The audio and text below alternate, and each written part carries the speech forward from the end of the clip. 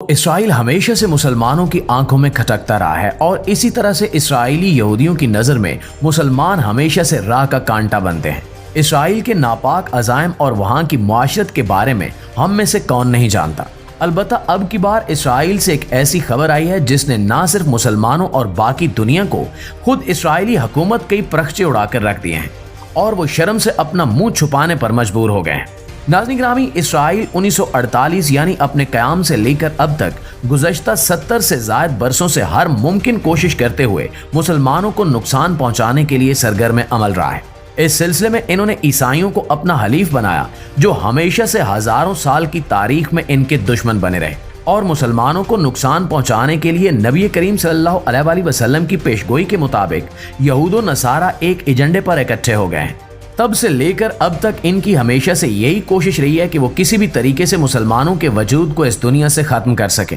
اور اس دنیا پہ صرف اور صرف ان کی حکومت ہو۔ اس سلسلے میں دوسری جنگ عظیم کے بعد بڑی طاقتوں نے مل کر اسرائیل نام کا یہ خنجر عرب کی سرزمین میں گھونپ دیا اور فلسطین کی زمینوں کو غصب کرتے ہوئے وہاں پہ اسرائیل نامی اس مکروہ ملک کا قیام کروایا، اور یوں اسرائیل نامی یہ ملک اس دنیا میں مسلمانوں کے لیے مستقل درد سر بن گیا۔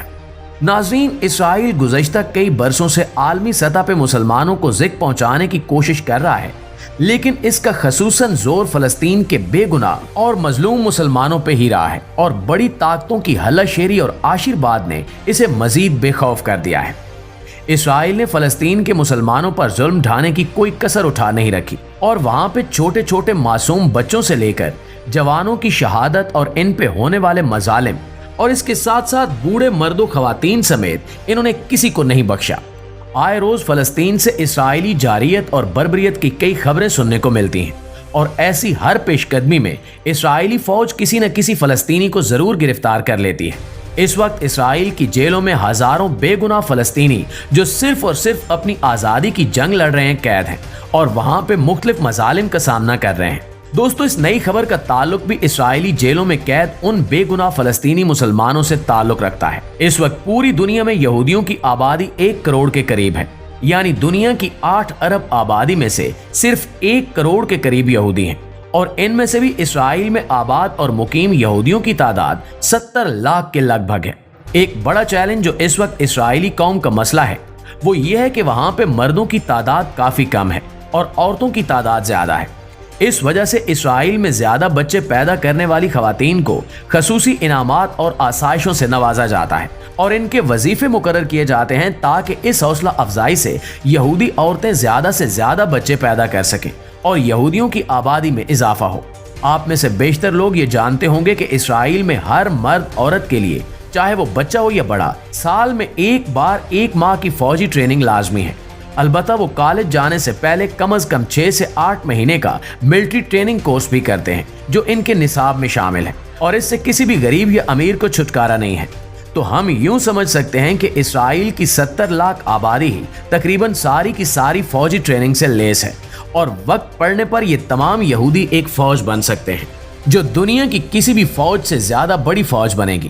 یہ ہے یہودیوں کا پروگرام، لیکن اس پروگرام میں ایک ہی رکھنا ہے، ایک ہی خامی ہے، اور وہ یہ ہے کہ وہاں پہ عورتیں زیادہ ہیں اور مرد کم ہیں۔ اس لیے اسرائیلی فوج میں بھی عورتوں کی کافی زیادہ تعداد موجود ہے۔ اسرائیلی جیلوں میں قید فلسطینی مسلمانوں کی نگرانی اور ان کو اذیت دینے کے لیے بھی ان عورتوں کا استعمال کیا جاتا ہے۔ موساد یعنی اسرائیل کی خفیہ انٹیلیجنس ایجنسی نے دنیا بھر کے رہنماؤں کو بلیک میل کرنے کے لیے یہودی عورتوں کو ان کی خوابگاہوں تک پہنچایا اور ان کو جسمانی لذت فراہم کرتے ہوئے ان سے ان کے ملک و قوم کے بیشتر راز حاصل کیے، اور آہستہ آہستہ ان میں سے کچھ کو اپنا ایجنٹ بھی بنا لیا۔ لیکن ہنی ٹریپنگ کی یہ اصطلاح اور یہ بےہودگی صرف یہیں پہ ختم نہیں ہوتی، بلکہ اسرائیلی عورتوں میں ہوس اس قدر زیادہ ہے کہ حالیہ خبر پڑھ کر تو شاید کوئی مسلمان بھی اپنا سر شرم سے جھکا لے۔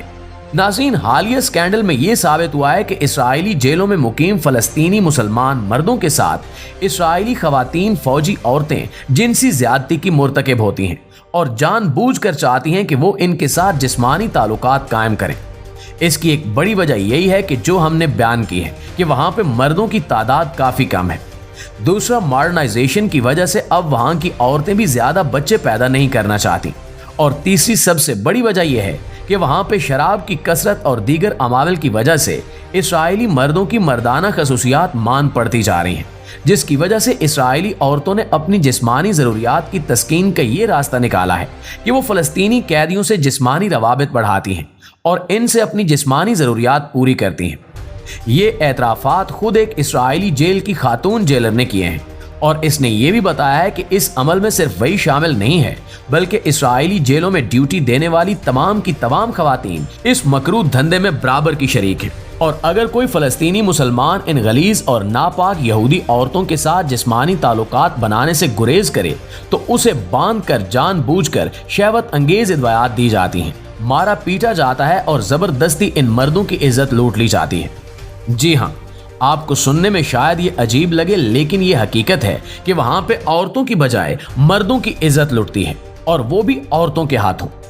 उस जेलर ने यह भी बताया कि मुसलमान फ़लस्तीनी मर्द कैदियों की इस तजलील और रेप में वहां की तमाम खवातीन बराबर की शरीक हैं और कभी कभी तो एक ही कैदी के साथ कई कई दर्जन खवातीन जिस्मानी तौर पर इन्वॉल्व होती हैं और इन्हें एक दूसरे की खबर भी होती है। इस शर्मनाक और गलीज खबर और इस जेलर औरत के एतराफ़ ने इसराइली सुप्रीम कोर्ट को मजबूर कर दिया कि इन्होंने हुकूमत को यह हुक्म दिया कि आज के बाद किसी भी इसराइली यहूदी खातून को फ़लस्तीनी जेलों में कैद फ़लस्तीनी मर्दों तक किसी भी किस्म की रसाई ना दी जाए और वहां पे मौजूद तमाम की तमाम औरतें ड्यूटी से फौरन डिसमिस कर दी जाएं।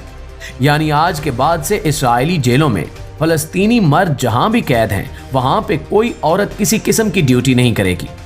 इसके साथ साथ इन्होंने सख्ती से इस बात का आर्डर भी जारी किया है कि ये खबर किसी भी तरह इंटरनेशनल मीडिया में लीक ना हो पाए ताकि इसराइल को आलमी सतह पर सुबकी का सामना ना हो। लेकिन आप जानते हैं कि इस तरह की खबरें रोके से कहां रुकती हैं। फिर भी इसराइली हद्दुल विसा कोशिश कर रहे हैं कि मेन स्ट्रीम मीडिया पर यह खबर किसी भी तरह ना आने पाए। दोस्तों, यहाँ से आप अंदाजा लगा सकते हैं कि वो यहूदी जो नस्ल दर नस्ल मुसलमान मुखालिफ हैं और अपने हर छोटे बच्चे के ज़हन में भी मुसलमानों के लिए नफरत भरते हैं, इनकी औरतें किस तरह से अपनी हवस पूरी करने के लिए मुसलमान कैदियों की इज्जत के दर पे हो गए हैं और जब कोई इनकी बात मानने से इनकार करे तो वो इनके साथ जबरदस्ती जिस्मानी ताल्लुकात बनाने से भी गुरेज नहीं करती। इसी शर्मिंदगी और रुसवाई के डर से इसराइली हुकूमत ये नहीं चाहती कि यह खबर बाहर जाए। दूसरी तरफ इसराइली हुकूमत ने सुप्रीम कोर्ट से ये इस्तदा भी की है कि चूंकि हमारे पास मर्द एहलकारों की तादाद कम है, इसलिए इजाजत दी जाए कि खवातीन एहलकारों को भी हम जेलों में तैनात कर सकें। अलबत्ता ये कोशिश की जाएगी कि आइंदा के बाद कोई भी इसराइली यहूदी खातून किसी फ़लस्तीनी कैदी के साथ जिस्मानी ताल्लुक न रख सके। नाज़रीन, ये है इसराइली माशरे का असल भयानक और मकरू चेहरा, जिसे इसराइल हमेशा शुगर कोटेड बनाकर अपने आप को मजलूम और मीठा बनाकर दुनिया के सामने पेश करता है। खैर शर की ये आवेजिश, खैर शर की ये जंग अज़ल से जारी है और अबद तक रहेगी और अल्लाह रब्बुल इज़्ज़त इन काफरों को इनके अपने ही हाथों ज़लील रुस्वा करता रहेगा, जिसकी मिसाल हम इस केस में देख चुके हैं। अल्लाह रब्बुल इज़्ज़त से दुआ है कि वो हमें हिदायत अता फरमाए और हमें ऐश कोशी और लज्जतों के नशे से निकाल कर अपने दीन पर अमल करने वाला बनाए, ताकि शर की इन कुव्वतों के आगे मुसलमान अपने दीन फितरत के मुताबिक सीसा पिलाई दीवार बन सकें।